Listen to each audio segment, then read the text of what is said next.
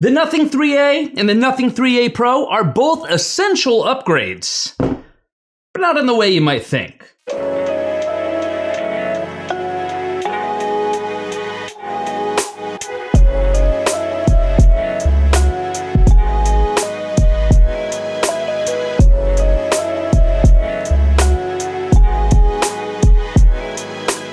What's up, Internet? I'm Brian MacDuff, aka BMac, and welcome to another video. So yes, indeed, today we are going to be taking a look at the Nothing 3A and the Nothing 3A Pro, two new devices that make up Nothing's latest mid-range smartphone lineup. Now, typically I would review each one of these smartphones separately, but because they're a heck of a lot more similar than they are different, it probably just makes more sense to talk about them and review them together.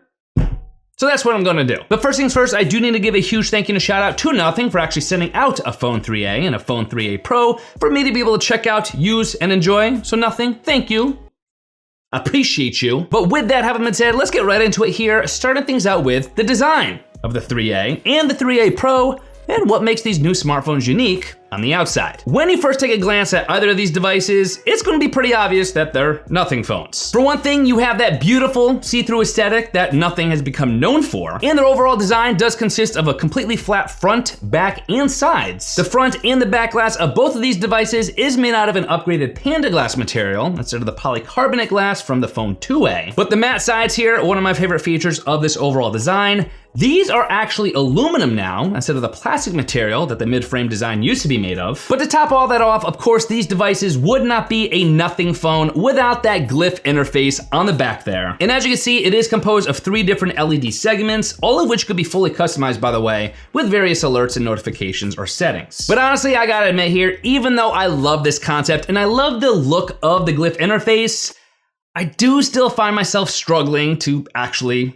use it. I'm still not totally comfortable and content with the idea of putting the device face down on the flat surface in front of me. I find that this makes it more likely to actually fall off by sliding or accidentally being knocked off, and it just seems like counterintuitive to me. I probably would just rather put my phone face up so I could see the notifications coming in and see exactly what they are. But one major difference between the Nothing Phone 3A and the Phone 3A Pro that you probably already noticed here is that rear protruding camera module. The camera of the 3A looks much more like the camera of the 2A that you're probably used to. The 3A Pro, on the other hand, over here, as you can see, totally different. It is a completely circular rear protruding camera module. The cameras are a little bit different too, which we'll talk about more in just a second. Both devices are buttoned up with an IP64 dust and water resistance rating that'll fully protect them against dust and water splashes from any direction. But I was hoping for at least IP65 dust and water resistance ratings here, especially on the 3A Pro, because IP65 does appear to be the new baseline water and dust resistance standard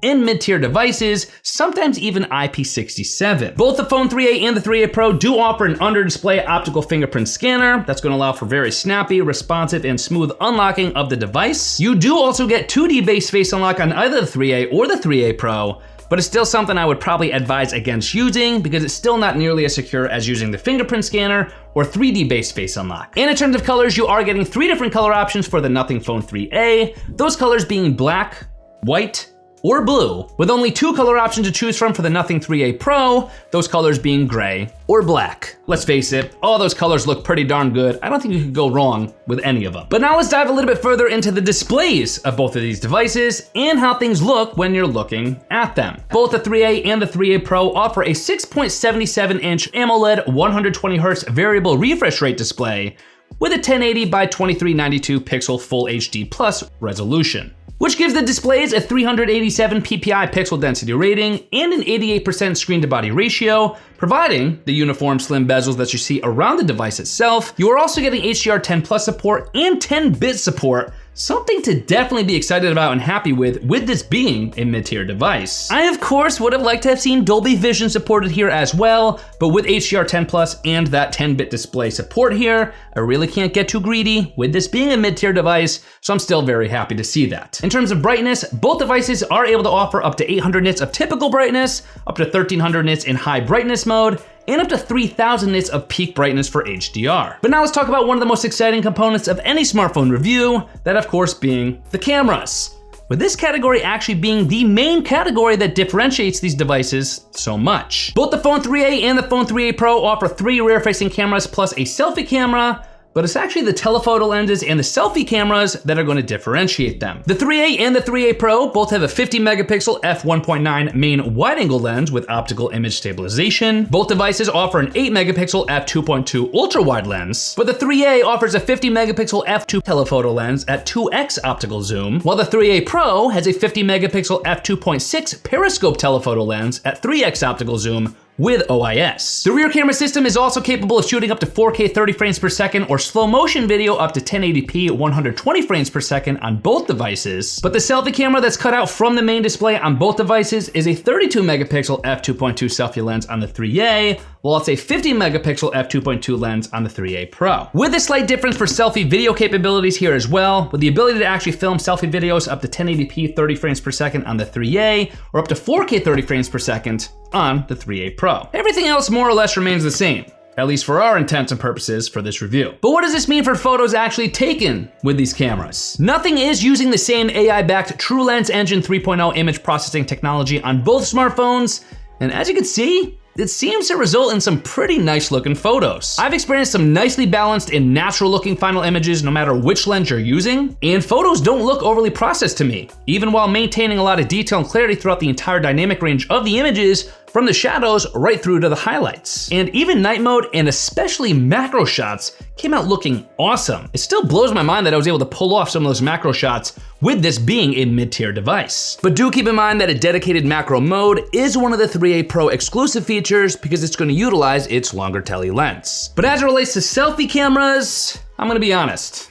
I think the 32 megapixel and 50 megapixel selfie cameras on the 3A and 3A Pro respectively are pretty much overkill. What's really surprising to me here, at least at the time of making this video, is that the 3A and the 3A Pro with those selfie cameras don't do any kind of pixel binning. It's a bummer because a higher megapixel camera without pixel binning is arguably worse than a native lower megapixel camera so long as the sensor size remains the same. I can't help but wonder what the actual point of a 32 megapixel or 50 megapixel selfie lens is outside of just the sheer marketing of it. Even having said that, listen, the photos you're gonna be taking with a selfie lens are gonna look fine. They have nice tones, they have nice light balance, they even do seem to actually perform all right in lower light scenarios, but still nonetheless, an area that slightly confuses me. Bottom line, solid camera performance out of the 3A and the 3A Pro across the board. But now with these two devices, let's talk about performance and the kind of processing power that you could expect to get out of both of them. First thing you gotta know is that both the 3A and the 3A Pro houses a Snapdragon 7S Gen 3 chipset. On paper, nothing is actually promising that it'll provide up to 33% faster CPU tasks, 11% faster GPU tasks, and 92% faster AI tasks. For memory and storage configuration options in the United States, at the time of making this video, both the Nothing Phone 3A and the Phone 3A Pro models are only available in one configuration, that being 12 gigs of RAM with 256 gigs of local storage. And both devices are also getting the Nothing RAM Booster feature, which could utilize free local storage for actually theoretically boosting available RAM by either 2 gigs, 4 gigs, or 8 gigs. It's a pretty cool feature. There is some back and forth over whether or not it's actually useful or whether or not it's actually good to use. It's a whole discussion right now. Long story short, turn it off if you're a gamer, gaming all the time. But if you want some more fluidity when you're multitasking, that's where it could actually come in handy. Altogether, it is pretty easy to see this performance setup being put to use when you're using the device. I found that it's pretty fluid, pretty snappy, and I do think it's contributing to the device's photo taking abilities, while at the same time also being pretty apparent when you're gaming. All of this without either device running hot, because there's even a rather large steel vapor chamber built in that could actually reduce temperatures by up to 25% here, further protecting you against any kind of thermal throttling. Now keep in mind that this is not gonna be a mind-blowingly powerful smartphone device because it's not intended to be, especially at this price point. It is meant to be a mid-tier smartphone, but both of these are gonna hold their own in terms of processing power, and I think you're gonna be pleasantly surprised with how capable they are. You're also getting Bluetooth 5.4 for some of the latest and greatest in range and stability in Bluetooth technology, with support for the SBC, AAC, LDAC, LDHC, aptX, aptX HD, and even aptX adaptive audio codecs. So basically all of them. Anyone who knows me knows how much I love to see that here. The more Bluetooth high resolution audio codec supported, the better. So I'm a happy camper. To top all that off, you are also getting a guarantee from Nothing for at least 3 years of major Android OS updates and 6 years of security patches. I would have liked to have seen those Android OS updates guaranteed a little bit further out, but now we need to talk about a specific category for the 3A and the 3A Pro, that being how essential they are, at least as it relates to the new essential key that Nothing is leaning so heavily into with these devices. Let me just start by saying that at first, the essential key and the essential space setup kind of confused me. What the Essential Space is at its core is an AI-powered note-taking and reminder setting app that's linked to the new Essential Key button. You can use it to snap screenshots and add a note to it, either typed out or through a voice memo, which is actually pretty helpful if, like me, you take a lot of screenshots to try to remember or remind yourself of something in the future. The whole idea is basically just to quickly and easily be able to take notes or set reminders with Nothing AI automatically categorizing and handling all of that for you in the background. But I'm just gonna come right out and say it here that even though this sounds pretty cool, it might not be for everybody. Hopefully we do get a software update down the line that essentially unlocks the essential key that allows us to customize it in any way we see fit. For instance, if we wanted to launch a shortcut or to launch an app, I just unfortunately don't see it being as helpful as Nothing's promising and advertising it to be. At least not for me. But now let's switch gears a little bit and talk about how long you could expect the Nothing Phone 3A and the 3A Pro to last for. What's the battery life looking like on both of these devices? The Nothing Phone 3A and the Phone 3A Pro sports a solid 5,000 mAh battery, right where you would expect it to be for a mid-tier device. But what does that translate to in terms of actual screen on time? Based on my experience, testing, and even some feedback from some fellow creators, I think it's safe to say you could expect at least 8 to 10 hours of screen on time on either the 3A or the 3A Pro, which, suffice it to say, is pretty impressive for this being a mid-tier device. It's actually even at the higher end of screen on time, considering the size, features, and other tech that's housed within it. A lot of that might have to do with that Snapdragon 7S Gen 3 we talked about earlier. Maybe it also has to do with that vapor chamber we were talking about for better heat dispersion. This thing is doing a really good job, the 3A and the 3A Pro, at giving you better battery efficiency, which is translating to the 8 to 10 hours of screen on time. But when the time comes to inevitably charge up either of these devices, you are getting 50 watts of fast wire charging, which Nothing is proud to advertise as being able to charge up either device from 0 to 50% battery in just about 20 minutes, or from 0 to 100% battery in just under an hour. Love to see that here, again, especially considering this is a mid-tier device, but it probably does come with a cost here because neither phone, the 3A nor the 3A Pro, offer any kind of wireless charging. And I know some viewers out there are about to disagree with me, and that's okay, but personally, I would choose fast wire charging over wireless charging every single time if I had to pick one, and that's exactly what you're getting here with either the 3A or the 3A Pro. But with all that having been said, here are my final thoughts on the Nothing Phone 3A and the 3A Pro, and whether or not either of these devices could actually end up being your next perfect match for your smartphone. Truthfully, I do think Nothing probably could have gotten away with releasing just the Nothing Phone 3A Pro as the 3A and have put the 3A, the actual 3A, to bed because the two are so gosh darn similar, way more similar than they are different, and they're only a difference of $80 apart. But I am rarely ever a person to advocate for fewer options in the tech marketplace, so I can respect the fact that we have options here with a 3A and a 3A Pro. But what you get here with the Nothing Phone 3A series is a refinement of the Nothing mid-tier smartphone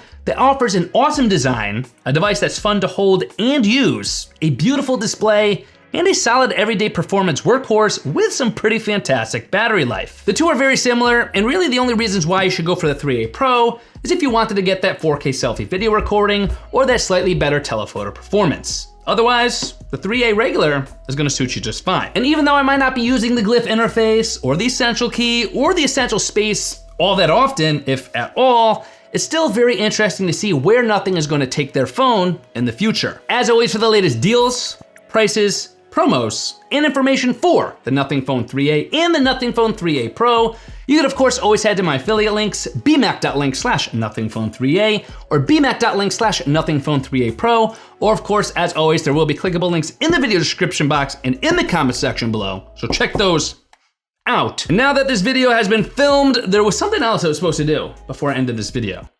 I don't know. See, this is why I should probably actually use the essential space. I gotta go check this, see if I wrote something down. I will see you guys in my next video.